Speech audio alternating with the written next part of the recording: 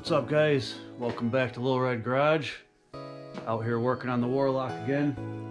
Where we left off, we got the new core support mounted, the new radiator, fan shroud, fan, all put back together, and I had a little issue with the fan not fitting. I got that resolved. I'll show you how I did that. I also got some engine grounds put on, and I'm not real happy with them. I ordered these off eBay. They're pretty chintzy. After I installed them, I kind of realized that they should really be more like a 2 gauge, just like the battery terminal coming off of the battery. So if you remember, the battery is actually in the back of the truck and it's grounded to this frame rail. So I'm grounding the motor to the frame rail here. I actually have one on this side also, but I'm not real happy with these. They're pretty chintzy. So I'm going to redo these. I'm going to show you how I'm going to make those. I have a bunch of old stereo cables from installing stereos in the past. I got this nice 2 gauge wire here. So what I think I'm going to do is make a couple ground cables out of this. I went and picked up these copper lugs from the parts store. They were like $4. Got some heat shrink tubing, some solder. I'll show you how I'm going to make those. And I also pulled out the inner fenders, so I'll probably get those installed as well. This is a brand new NOS fender, inner fender. I got a really good deal on it, couldn't pass it up. This is the driver side, so the battery had leaked acid and it really took this one out. That's the original from the passenger side. It was in decent shape. I had to do a little patch over here where it mounts to the inner the core support, but they're all painted up, ready to go in. So we'll probably get into that today too. It'll set us up to be able to mount some of this wiring and relays and such, and it'll set us up to mount fenders also. So let's get into it. Alright, first I'm going to go over real quick how I got the fan to fit. So when I originally installed this last time, the fan was hitting on the bottom of the shroud, and it was hitting in that corner back here, kind of. It's like it wasn't lined up correctly, and I had noticed that the engine was kind of twisted a little bit. So the very first thing I did, I realized that, so this is rubber mounted, and it was kind of just leaning forward. The fenders are what tie this in and give it its structural, kind of puts it where it's supposed to be. So without the fenders, this thing just kind of is flopping around, and it was just leaning out, and it had kicked up the bottom of the shroud enough to be touching on the bottom. So I got this kind of level there, and I got this back, pulled this back to where it should be. So that instantly got me clearance on the bottom, and I was still shifted a little bit. So what I did was I loosened up the core support, and I found a spot where I could tell where it was side to side, and I made that, and I actually was this way just a little bit.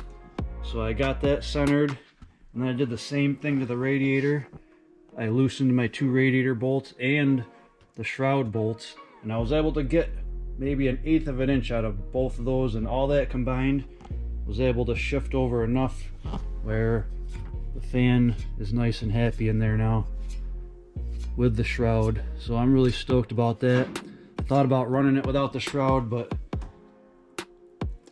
if you can, you really should have a shroud on there. It helps pull the air through.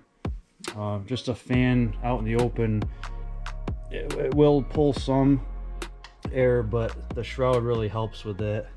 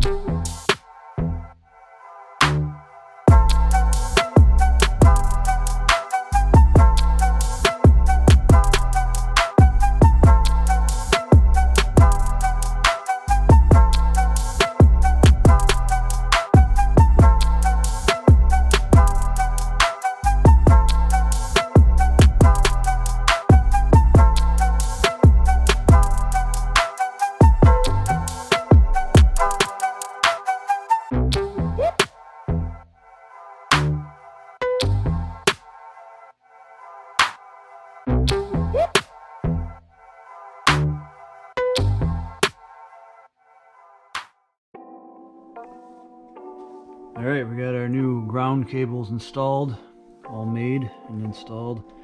You see how I did that? I put these copper ends in the vise, chop up some rosin core solder, and I fill it, heat it up with a torch until it's melted, shove the cable in there, and it makes a real nice solid connection. Little heat shrink on there, and I'm much more happy with that. I did it on both sides just for the hell of it. I mean, most of them only have this one, but made it symmetrical, and it doesn't hurt to have more grounds. So I got some of the wiring kind of routed where the headlights and light turn signals should go. Get the wiring up out of the way, and I think I'm going to try to put this inner fender on.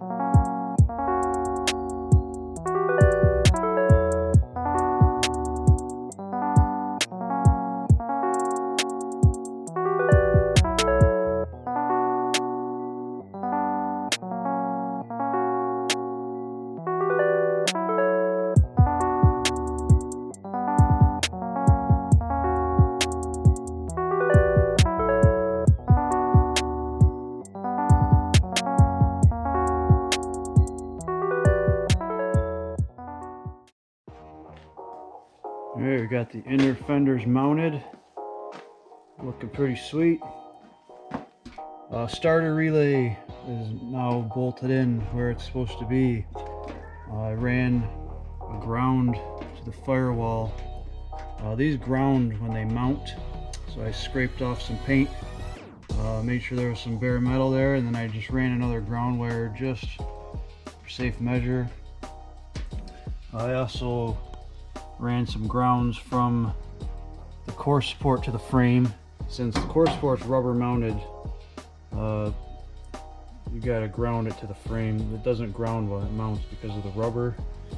So we'll have some grounds here for the headlight harness. So I wanted to make sure that that was grounded.